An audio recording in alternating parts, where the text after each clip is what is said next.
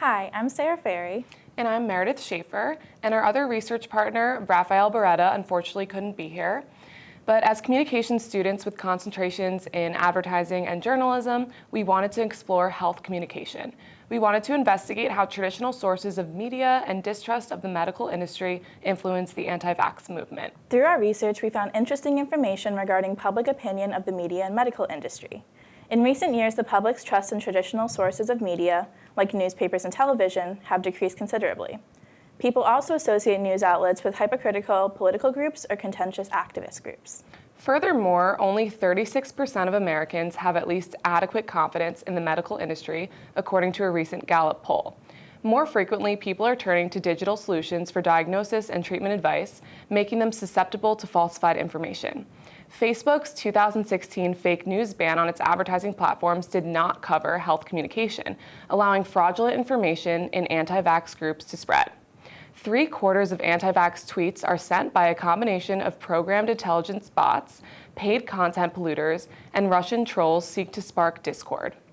As for our methods, the population studied was 150 American adults between the ages of 18 and 75 living across the U.S.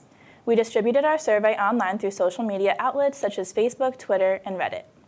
As for our results, most participants said they would read something above their perceived reading level. However, most also said they would be likely to stop reading something if they did not understand it.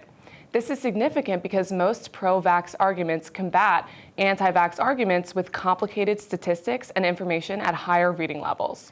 And while participants frequently cited earning a profit as the primary motivation for the medical industry, they were much more trusting towards individual doctors and personal physicians than the industry at large. Participants also strongly agreed with the sentiment that the U.S. government covers up information relevant to personal health, yet their most trusted source of medical information was from the Center for Disease Control. This is because many people readily associate the government with the executive branch, rather than other supplemental programs, leading to a biased perception of the government as a whole. We also found that participants positively correlated feelings of shame with a medical diagnosis. If the illness proved more detrimental, such as a sexually transmitted disease, participants felt increased levels of shame when compared to the simple cold.